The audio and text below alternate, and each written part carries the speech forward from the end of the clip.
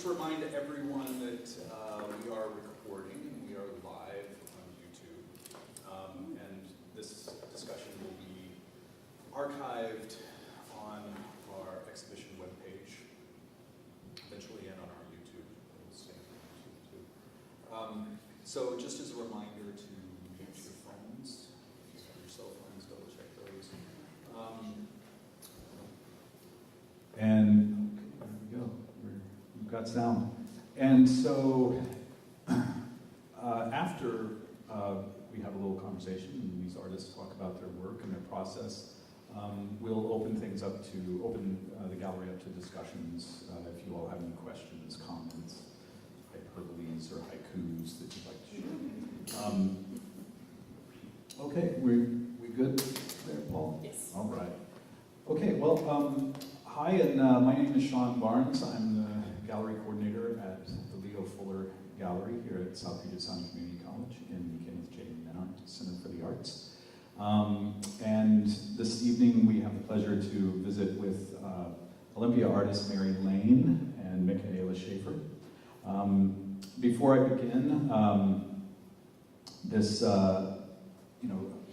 we have the honor and privilege of residing on Indigenous land, and South Puget Sound Community College is located on the ancestral lands of the Stagehouse Band of Squaxin Island Tribe and Nisqually Indian Tribe, who have long been stewards of the region's waters, plants, and animals. The southernmost point of the Salish Sea, these lands were and still are a place of gathering, trade, and community for many Coast Salish peoples. We recognize that all are not Salish peoples are visitors here. We commit to join these peoples to share their history, build relationships, increase representation, and restore the living world around us.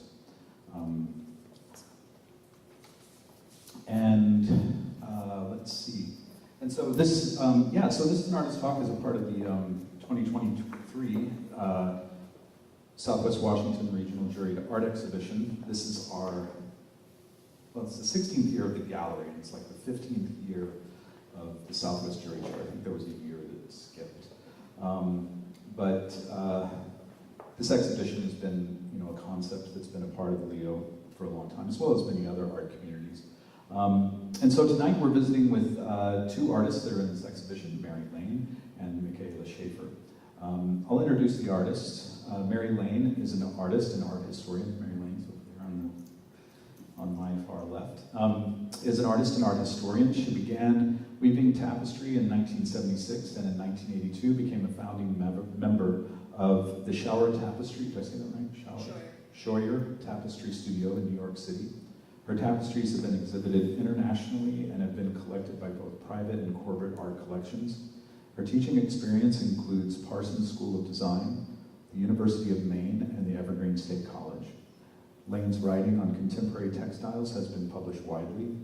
She is retired from her position as Executive Director of the American Tapestry Alliance. So we welcome Mary. And Mikaela is an Indigenous mother, creative, and writer whose work spans multiple artistic disciplines. Her art is a reflection of her passion for nurturing creativity in herself and others.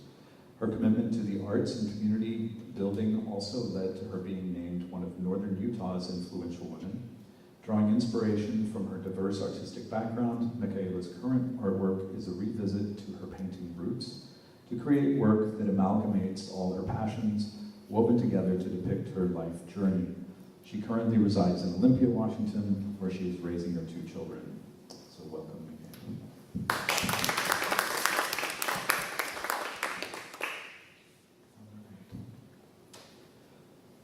Okay, so I like to begin these talks with just, icebreaker questions and get us talking. And I think one of the easiest ways for us to enter our work often can be through the process.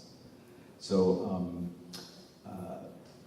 let's start there. And either one of you can answer ahead of time, or answer this question. How does a piece of artwork begin for you, with you? So for me, my work is very much storytelling and journaling. So anytime I create a piece, it starts with revisiting a memory or a moment in time and thinking about that, reflecting on that, and then I kind of build from there. So when I'm creating it, it feels a lot like writing in a journal entry. So I'm like thinking about these pieces and I'm putting them together and layering them until I feel like the story is told there.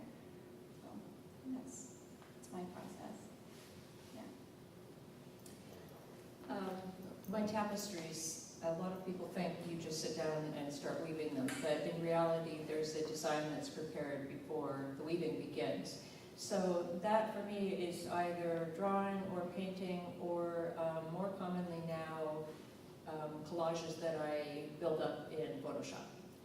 So the imagery for me is quite varied, I think, but so like for these two pieces, the one on the right is a collage of two watercolors, one, the blue shapes sort of suggesting language that can't really be read, and the one on the left, a more sort of abstracted landscape or mindscape, I guess. I like mindscape. It's a great word. Thanks. Yeah, and I guess that kind of leads into the next question. Often with process, there's a certain ritual to that. And so you mentioned drawing on memories, but then that mindscape. How do you access? Do you have like a ritual to access those things, or does it come through the material, or is there a ritual before? How do you enter those memories? How do? Yeah, I think one, having a studio is really helpful because I'm out of my element, and I think anytime I'm making art, I don't really feel like it's a ritual, but I definitely have like a setting that I like to set. Like I make sure that like I'm hydrated and I have water and I put on music, and then I just start journaling, and then once it like starts to click and once something starts to resonate with me, then that's when I start creating things. And I honestly kind of black out a lot when I'm like creating art, and then like it'll be like 3 hours later and I'm like, oh, well, there I am. Like I made it. So I think, I don't know if it's a ritual, just like as much as a habit. I guess it's the same thing. I feel the same way about my studio. I also have a dedicated studio space, and I feel I'm pretty intentional in how it's laid out, and I like it to be tidy, and that if it gets messy, I get confused, and so I feel like I lay the space out in a way that's conducive for working, and try to keep it that way. Yeah, I agree. I think our studios will probably be similar because I share a studio with my partner and his twin, and on their half of the studio it's a very different vibe than my half. It goes from like a mural on the wall, art all over the wall, piles, and like collections of tchotchkes, and then there's like a hard line, and mine is white walls, clean, plant, like water, everything's organized like in its place, and I cannot create unless it's an organized space because I feel like I need a clean slate in order to like restart again. Yeah, I'm definitely the same way. I can't create in a mess at all. Yeah. I know a lot of folks that don't have experience. A lot of folks love artwork. They love looking at art and meeting artists, but they don't typically get a glimpse into the studios and really understand the process of making. The first couple of hours in the studio for me can be hell. Right? It's like that, just getting there and getting into that space. I saw an interview with Roald Dahl today, and he was talking about sharpening pencils and then sharpening them again and then whittling them down to a point and they break and then they resharpen before he even gets to writing again. But I am curious about, Mary, with you working from traditional art materials and then making that translation into tapestries. And so I'm wondering if you could first kind of talk about what goes into making the tapestries. Because these, when we look at these from a distance and we see the design and pattern, that they're lovely and they're inviting, and then when you get in close, there's so much happening in the weave and the material. And so if you could talk about like the making of a tapestry, maybe in contrast to, or in concert with a watercolor, which is a whole different sensibility. Yeah. So tapestry is a form of weaving, which is the interlacement of two sets of threads, like under, over. You might have made a pot holder at some point in your life. It's a specific kind of plain weave, but it's quite simple in terms of the interlacement patterns, and it's because it doesn't have any pattern weave set up in it that you have a lot more control, and it becomes an artistic medium because it's, you think of it like a pixel screen. With every crossing of the vertical and the horizontal, you have the choice of what color thread goes in there. Most people aren't putting in a separate color for every single intersection of warp and weft, but you could.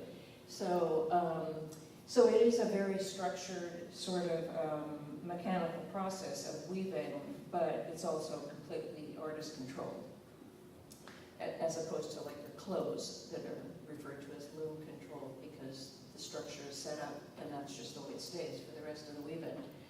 So so it's very different, certainly, from the design phase when you're working out what is the image going to look like, which can be a lot freer in terms of drawing or painting.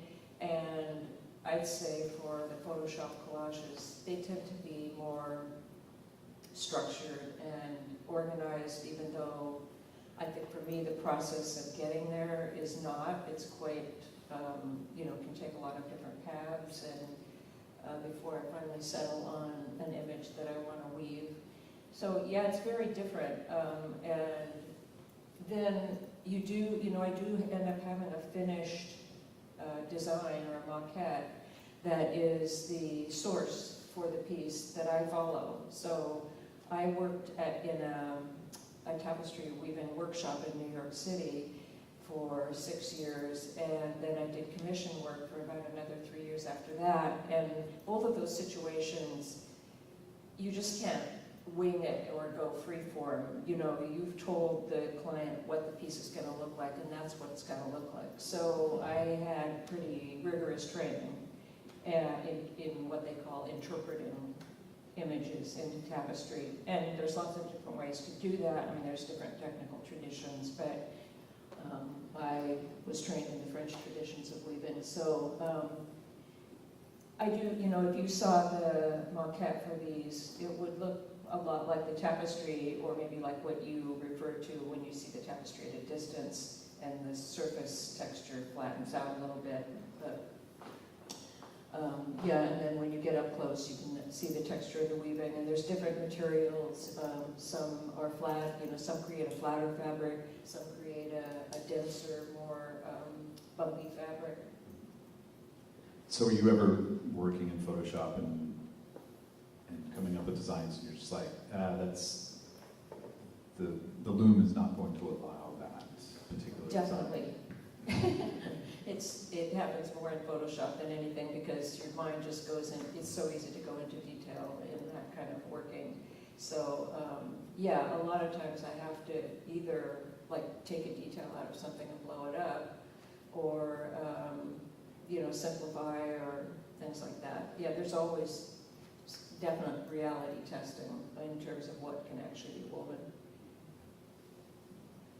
Do you ever display those maquettes, those initial inspirations? I have in certain shows where they want that, they're including process documents along with the artwork.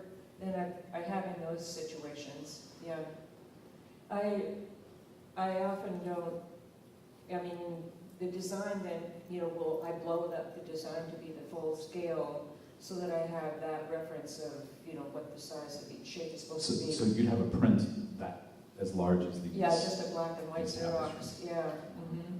Yep. Because those are like the one on the left there it's like 3 feet, almost 4 feet. Yeah, they're both about 50 by 30 or something like that. Yeah. Mm-hmm. Yeah, I've been trying to weave a whole series of pieces about the same size. So how about you? I mean, so at a certain point, the story and the materials, and at some point the actual physical artwork probably takes over, right? And the story becomes more about the material, or? Yeah, I think, like as I'm making things, I have a hand in like the process of each part of it. Like I paint the paper, or I make the paper, I dye the fabric, I rip it, I like sew things, I'm embroidering, and I'm like thinking about these things, and then they slowly start to come together, kind of like a puzzle piece. And for me, I see the story being told, and then I know, I have like that gut feeling when it's done, you know? And then it's nice when someone else is like, they pick up on what the story is there, even though it is abstract. But, yeah. So do you consider your pieces narratives then? Yeah, I'm working on a body of work right now where I'm actually pairing those memories in writing with the pieces, so people can have a better understanding of like where this, what has inspired this particular piece. So in the show I have in August, each piece is paired with like a poem or a few sentences that's like what that memory snippet is. So yeah, each piece has a particular memory or feeling or experience. I'm going to kind of bring up the website, because I think we had, I think there was,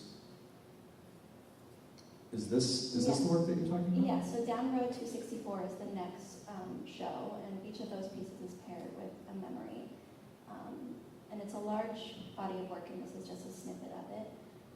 So if you scroll down... and I apologize for the brightness and contrast. We were tinkering with that earlier. I kind of explained that in this introduction to it, where it talks about how memories are powerful, a smell, a sound, or flavor can send you spiraling down a rabbit hole of a moment you've long forgotten. I've spent a lot of my life suppressing memories for my own self-preservation. But memories are stories, and stories are lineage, and I was cutting off that circulation. And so like this practice of sharing those pieces of memories was kind of like sharing why it's important to tell your story and what these pieces mean to me. So if you scroll down and just click on anyone that you want. This one says, I remember you as strong and loud. You squeezed my hand tight in crowded places. You're always afraid of losing me. You are turning to dust now, bones grinding down from decades of tight grips.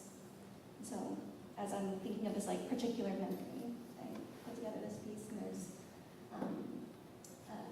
the fabric I dyed with instant coffee, and there's sewing involved and layers of watercolors and acrylics, and then the pattern over it is made with this like, you know that drawer liner rubber that you put in drawers that I had in like my house as a kid, and I like found it, and I was like, I just have these like memories of this like drawer liner being in there, and it was always getting really gross and sticky, and I cut it up and I painted over it and used it as like a pattern maker for that in there as well.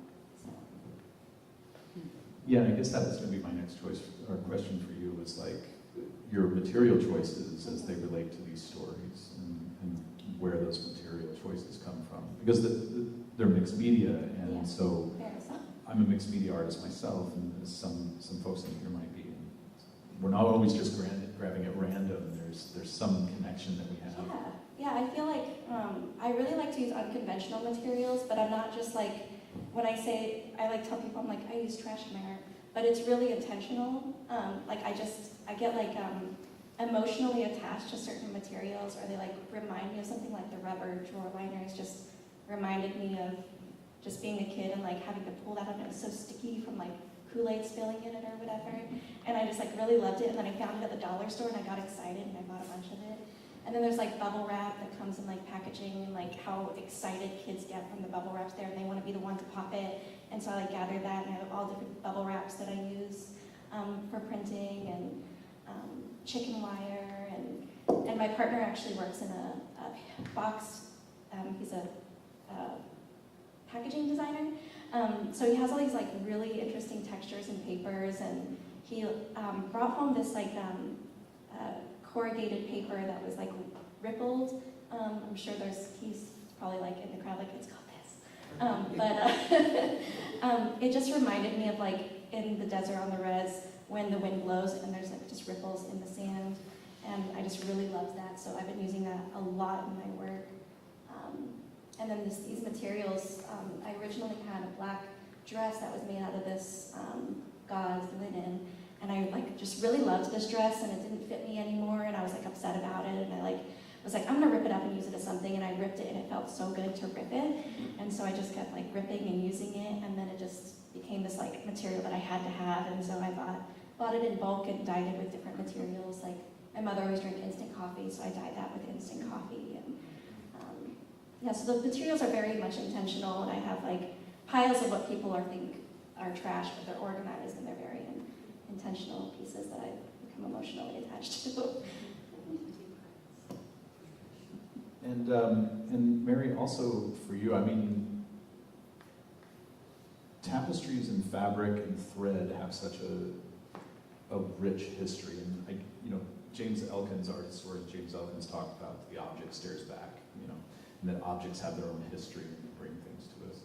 And so, what is the source of your fabrics? Do you, especially with thinking about the history of tapestries and your experience teaching and The source of the materials or the imagery? either or, but the materials, I guess specifically, like where are you using very specific thread that has a particular history? Some of the colors, color has its own rich history, and especially dyes with fabric. Right. I do use a specific yarn, and I mean it was the yarn that I sort of grew up with when in my tapestry career. But and unfortunately it's not made anymore. But the thing that is special about it, or not special, but what I value in it is that it's a very thin thread, so that for each one of those passes that goes under, over, that's the colored part that you see. And it could be composed of 4 or 5 different threads, as long as you have thin thread. So it's thin, I value that, and it comes in one of the largest color ranges of any commercial yarn. So those are the 2 things I value about it. I mean, it doesn't really have any historical significance. Wool is the traditional material to be weaving tapestry with, but it can be woven with anything and has been. I do, I mean, I'm an art historian too, and so I have done a lot of studying of the art history of tapestry, and it is often in my mind, mostly as a source material for my collages. Like the piece on the left is built up, the whole thing is built up of details from historic textiles, which you can't tell by looking at it, but that's how I made that design, was I started taking out details that I liked the color of, or some of it has a pattern to it, and then just started building up the whole image out of that.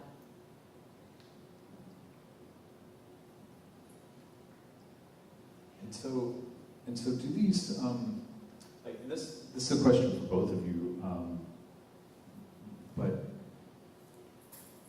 I guess simply is, why the abstract image? Why these geometric forms and that process, as opposed to like representational, like Renaissance paintings or deep perspective or portraits? What is the allure of that and its meaning in your work? For me, I really love like work that is literal. Like there's so much beautiful artwork in here that is exactly what it is. But there's also something really beautiful about abstract work in that anyone can interpret it in a different way and have a different feeling. It can conjure up a different memory for someone. It could make them feel a certain way. They can't say like, everyone sees, a butterfly here. It could be 1,000 different things to 1,000 different people, and that really excites me. And also, I can't draw.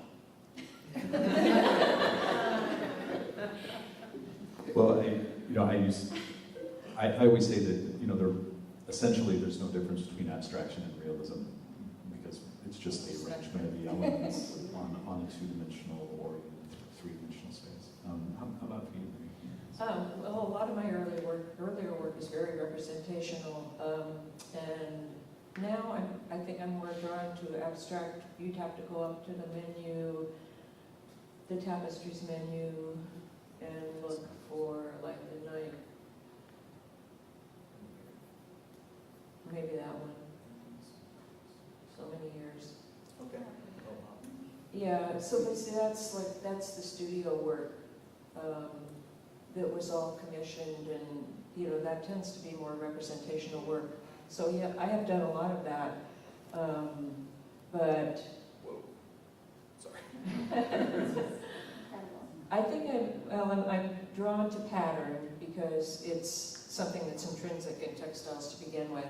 And so I like to use pattern as part of the design itself in my more recent abstract work.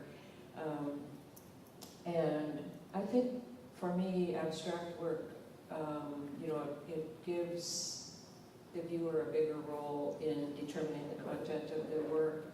And I think it can be very evocative in that way, or moody, so I like that about it. But I don't know that I'm done with representational work. It's not in my near future, I don't think, but I have, actually, some of my newer work has birds in it. I'm a bird watcher, so that, has been an influence. There's just something that's often on my mind. Flocks of birds, things like that. They're probably down a little bit from those. These are all small color studies from watercolors, but yeah, that one. And there's one more with birds farther down there. You just passed it. Yeah, that one. This one was in a show here, right? Yeah, yeah, it was in 2 years ago, I think. And then the other birds was in last year. And again, I apologize for the color clarity on these. It's bright. It's better here than up here, but translation. I guess, let's see, looking through these questions that I have, talked about so much of these. Do you all have any questions for each other, or?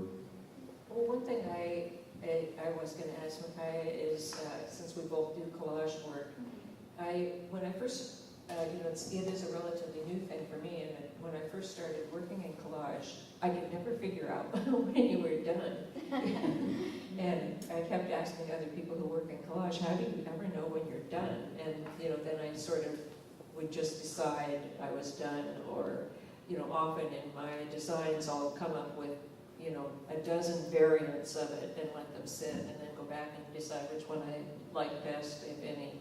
But I wondered if you had the same perplexity. Oh yeah, I think when I start saying, like making noises where I'm like, ugh, or I'm like, does this look fine? Or I like start walking away and be like, I'll come back to this. Like, then I know it's done. When I start getting frustrated and I'm like, it needs something, it doesn't need something, I just need to walk away and it's done. And I think usually like after I walk away, I'll come back the next day and I'm like, oh, that's great. But if I keep working on it, then I trash it. There's Cicely Brown, if you're familiar with Cicely Brown. She's an abstract painter, figurative mostly.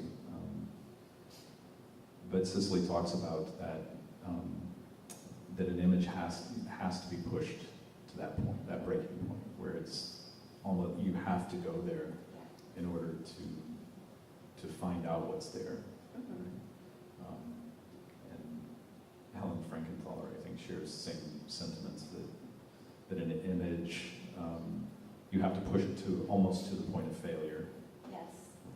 Yes. And risk it. We've talked in our studio a little bit about how it's always the pieces that frustrated you the most, or that you were like, I'm done with this, like I don't even want to look at it anymore, or the ones that you were like, this is crap, I did too much, like I don't, like the ones that like really get under your skin are always the ones that people love the most. And the ones where I'm like, that's fine, that'll work, like that's good enough, are never like the ones that like people resonate with. It's always the ones that I'm just like, fine, I'm done with this, and I'm like storming out of the studio, and then someone's like, that's my favorite one, and I'm always like, of course it is. Mary, do you ever arrive at a moment where I'm just imagining, I'm just ripping threads out of the loom and this? Well, yeah, you do have to unweave sometimes. That's another thing about tapestry. You can't really work back over it to change things. You have to take it apart. But I don't know that I get to that point so much. I mean, I have tons of images, that I've worked on that I don't consider successful. And I just, keep them in a separate folder of rejects, basically. But so maybe I'm having that experience and haven't given the opportunity for anybody else to like it. Yeah, maybe it's because of those ones. You kind of have a show of what we consider to be the worst. That's a or great idea, actually. A reject show. From And none of us will come because we don't even want to see it. It'll just be all of our friends, but we won't show up. Yeah, I wanted to talk to you a little bit about your tapestries, and I really love like woven work and tapestries like this because I'm Hopi and we do a lot of weaving and things like that, and I wondered like if there was any like storytelling in your work, like if there's like a story that you're trying to tell. I wouldn't say a story as a narrative. I think, most of them have some concept behind them, like the language in the Rise and Fall. And on the left, that was more of a water scene for me that I built up, and with this disruption in the middle, that's all just textile patterning. Yeah. But It's almost like a bridge. yeah, I think of it as a disruption, but yeah. And is the language that you have over there, I can't, is it woven in or is it painted over? It's woven in. It's woven Yeah. in. It looks like it's painted over, like it's so bright. I can't even wrap my head around I thought how about you wove that in. Weaving just plain cloth of one color, which would be really boring, and then painting on it. I think I might do some samples to see how it comes out.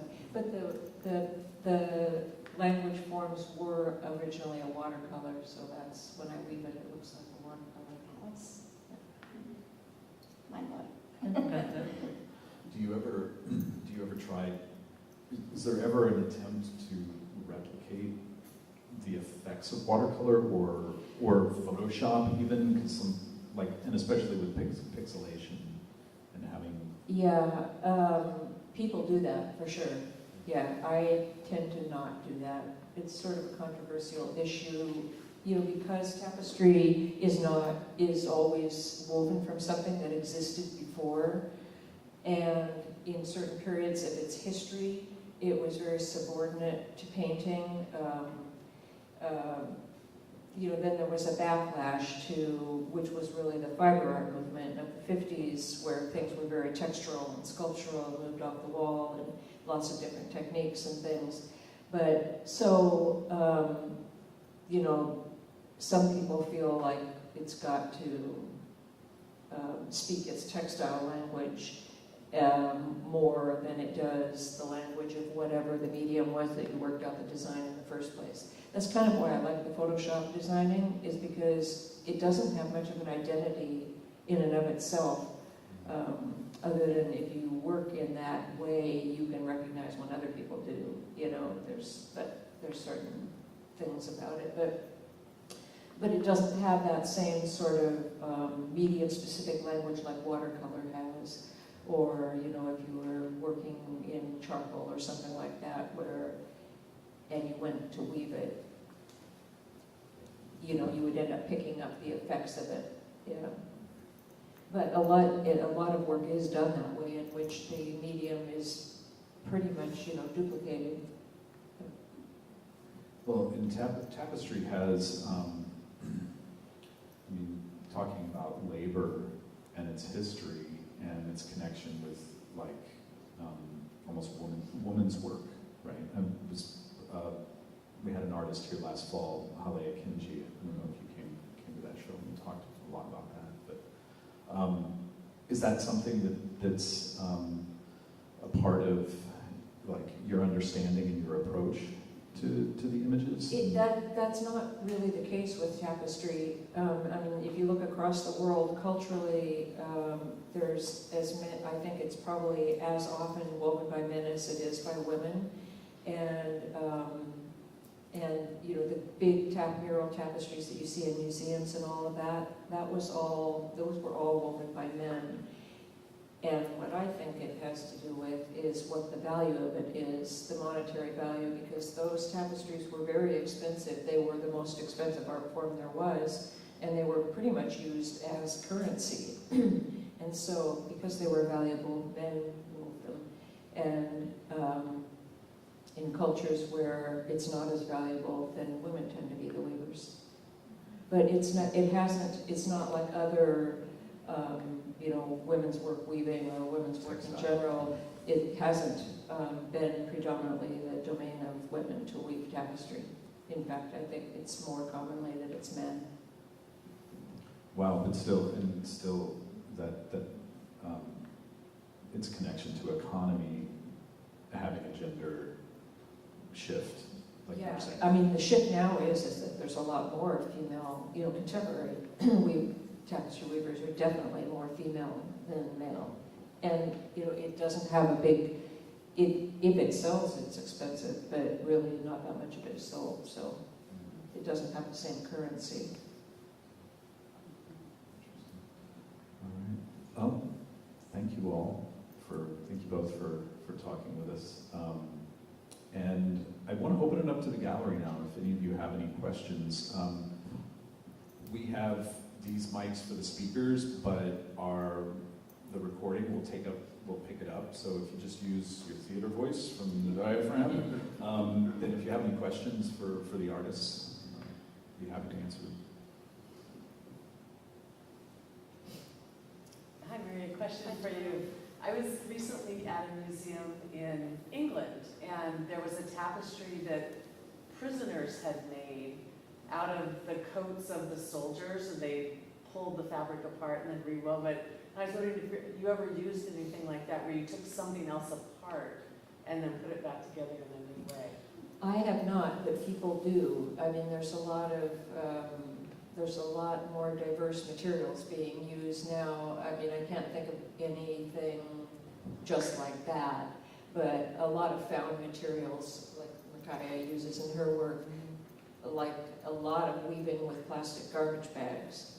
A lot of, I don't know, even along, I mean, some of you might know Leonor work, and there's a big piece at the Seattle Art Museum, made with the bottle caps from liquor bottles. It's not woven, but there's a lot of work kind of in that vein of documenting something cultural by using some materials that are found in that culture and then making whatever it is, you know, his is definitely a textile technique, but it's not weaving. But, you know, other people do it with weaving. So kind of a cultural statement. Definitely. Okay, thanks. I think that just working with assemblage and collaging materials in your work also, just thinking about the relationships between like the reclaimed material and reclaiming memory, and bringing these things back into an image, or taking them out and stitching them together in some way. Very early on, you mentioned something about being trained in what I think you said the French tradition. Can you describe a little bit about what that is, and can you contrast it with other traditions? Yeah, sure. Technically, it's not that much different, and you know, you wouldn't be able to recognize it yourself. But the big mural tapestries that you see in museums and all, you know, that's tapestry. That is, if you consider the volume that was woven and the value of it, that is the high point of tapestry weaving. So that's the Middle Ages in Europe. It was, and of course, in the Andes in Peru, especially during the Inca period. There was a lot of tapestry woven, but that's all garments. And it was also extremely valuable, storehouses of it, stocked up, like you'd stock up gold in a storehouse or something. It was extremely valuable.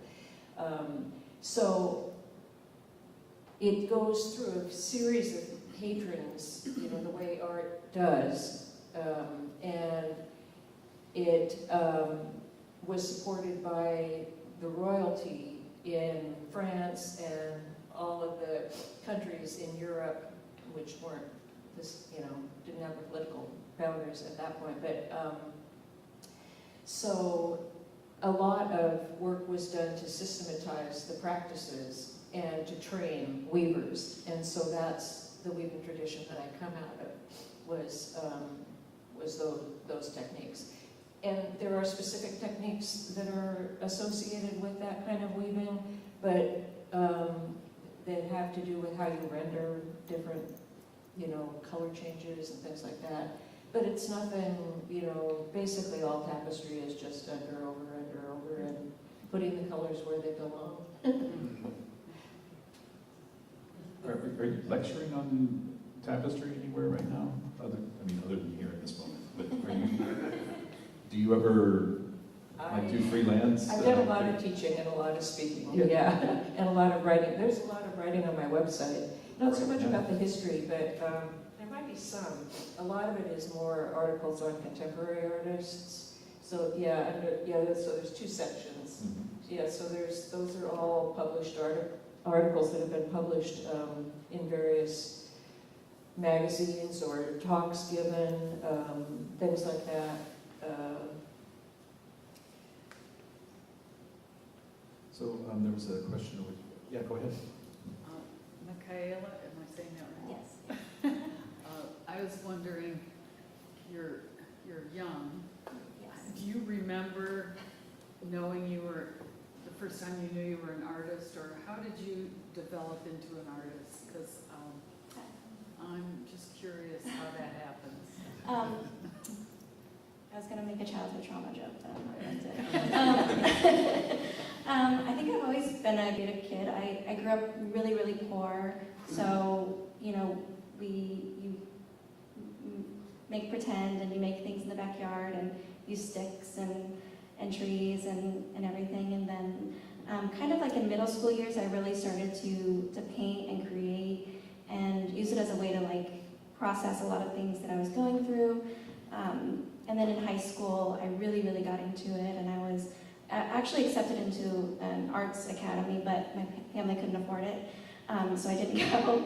But I continued that work, and then I really got into, in high school I was alt, and I would make my own clothes, and we couldn't even afford fabric, so I'd go to the thrift store and take things apart and then remake them, and so that like idea of like taking things apart and remaking them and collaging has always been there.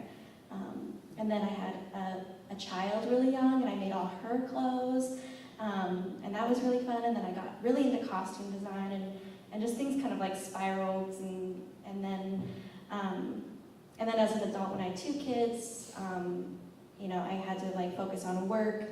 But even my work, I feel like, is really creative. I've worked in community building and in marketing, so I worked in the newspaper, and I ran a newspaper and a magazine, and worked in like community building efforts in my communities. And then it wasn't until this past year that I really got back into art. I really took a break from painting or doing anything creative for almost 10 years, and I didn't really have a space. I was just so busy surviving and living. And then finally, in the last few years, I've been in a really good place in life and like healing, and we got the studio at Olympia Knitting Mills, and because my partner's an artist, and I was like, I'm gonna see what happens, and then I just haven't been able to stop since. So I think that to answer your question, I think just out of necessity, yeah. Thank you. Frank. I have a question for Mikaela. Why do you think you can't draw?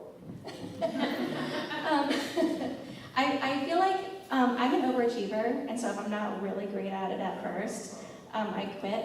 I do actually like to draw in kind of an abstract way. I really love that style of drawing where you don't remove your pencil from the paper, and I just like keep going, and I do these like abstract human bodies, and that was like in high school. I was like all I did. I did these big paintings with these like abstract human drawing bodies, and but I think with practice, I'm sure that I could get there. And I actually want to do more still life stuff, and like we've talked about being in the studio and just like practicing drawing and getting better at it.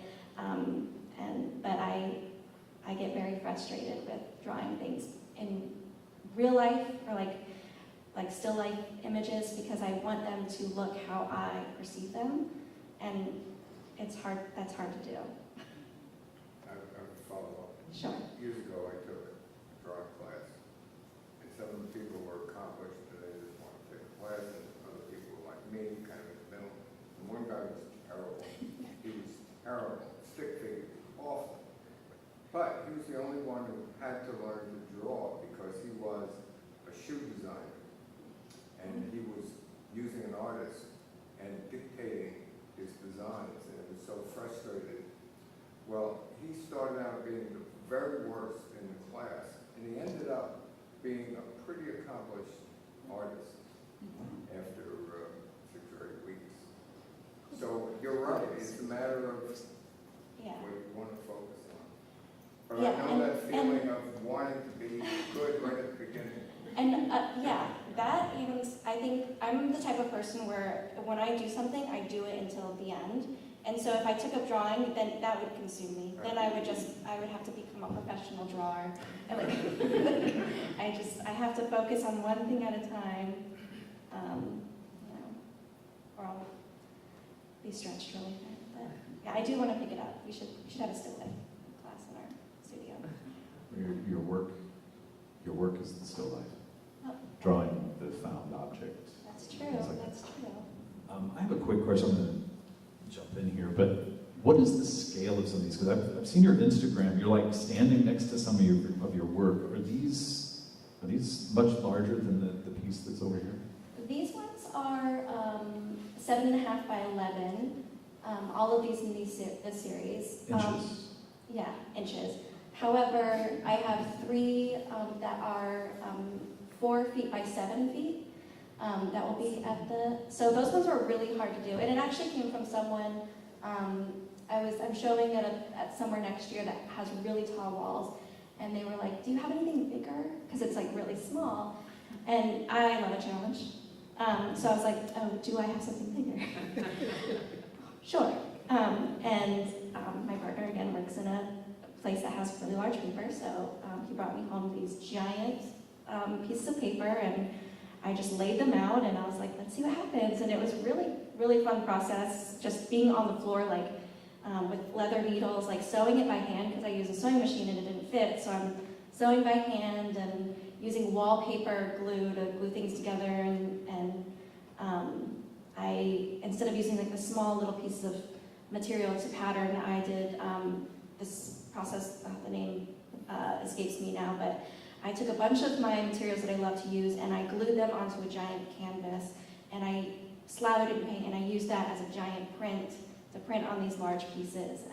And I'm really excited to show them because it was a lot of work and really fun to make. So they'll be hanging up like giant tapestries. Yeah. What type of paper is that? The larger stuff. Well, what is a large paper, sir? That would be for you. It's like a heavyweight 56-pound paper. Okay. Yeah. We've got more 56 detail pound than paper. people, but What is it typically used for? A pulped paper. it's used for like container boards or Okay. it's basically just like a corrugated substrate. Okay. It's very nice. Can It's very I thick get and some? very heavy though. Can I get So. some? Because I like to work big on paper too. Yeah. I'm just teasing. Yeah, the roll, I had to cut it into sections because the roll itself was about 20 feet by 15 feet. And so, Whoa. I unrolled it and I was like, that's not gonna work. I did ask for a large piece of paper, I just didn't specify. So I cut them into 4 feet by 7 feet. That was a little bit more manageable. Well, it's great to be able to get that size at low cost, because you can get artist paper in those scales Oh, yeah. from different companies, mostly on the East Coast, I think. Mhm. But it's really spendy stuff. Like you get the Reeves PFK, Mhm. those folks. Anybody else? Mikaela, this was mainly for you, but Mary, you might, I would be interested to hear your answer as well, but I was wondering about your kind of primary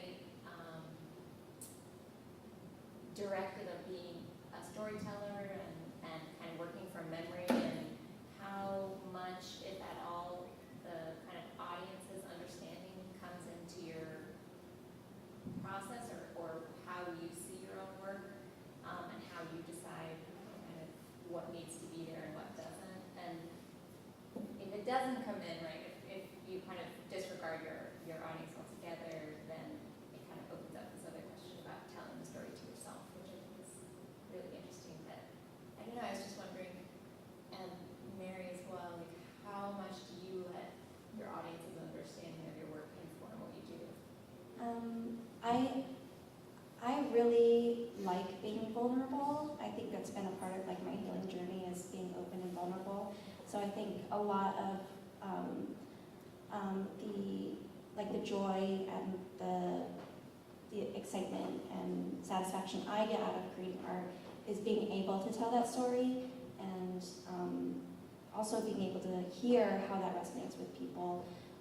I had a show where I barely said anything about what the work was, but the titles kind of said a little bit, and having people walk up to me and it's like, wow, that like reminded me of this, or I thought of this memory, or that really resonated with me. That's really special to me. Some memories are private, and there are things that I keep. So like in this show, some of the poetry that goes along with it is vague. So it's not like this happened on this date. But I hope that in being vulnerable, it inspires people to be vulnerable themselves and to explore that. So I hope that answers your question. I guess I wouldn't say that the audience affects my working process that much. Yeah, I mean, I am trying to be more conscientious about titles, especially with the abstract work, to give some suggestion as to what was going on in my mind. But and of course I like it if people appreciate the work, but I think more I'm just driven by my own curiosity and my own path, and that's going to take me wherever it takes me. And I'll say that I really love also creating an experience for people. We had a show in the spring, where this painting is from my Spring Awakening series. As part of the show, my daughters and I walked from our house to the studio picking flowers along the way, and we created this huge floral installation that way, along with the studio, or along with the exhibit, because all of the pieces were about migration and butterflies and resilience, and having that part of the experience of seeing the art is important to me. And like with my next show, I'm growing corn as part of the show, so I'll be bringing in all this blue corn that I've grown to be a part of the exhibit as well. So I think yeah, the audience's experience is really important to me. I want them to feel like they're immersed in something.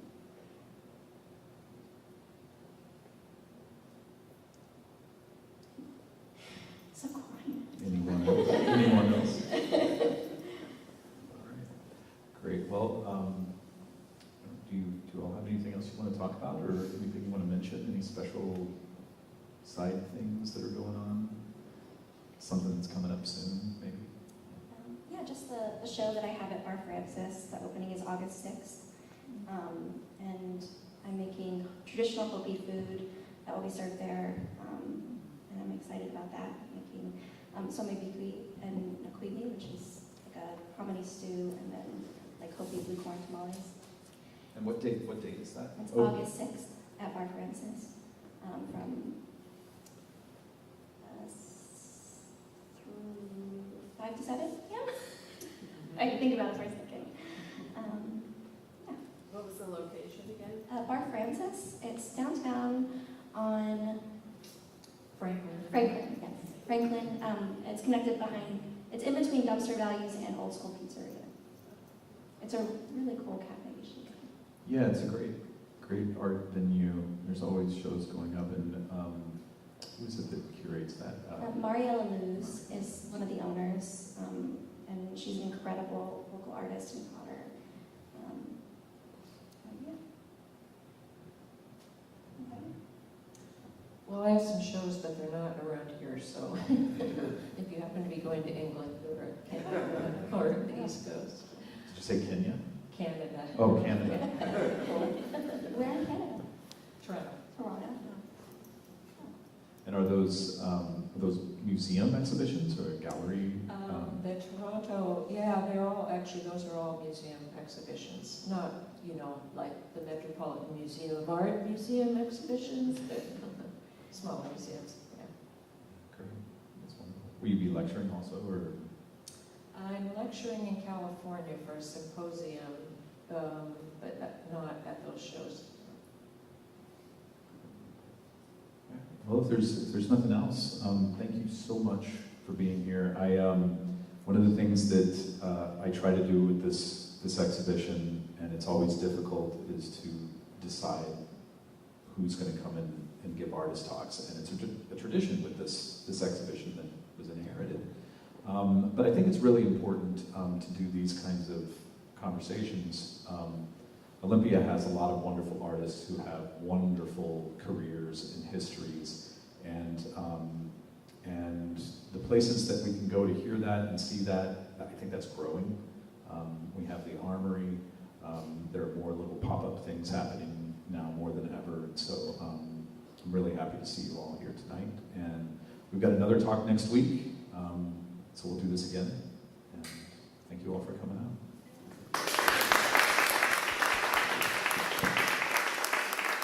Also, feel free to hang around for a while. It's just now 7 o'clock, so you can visit with the artists, you can look at the artwork, and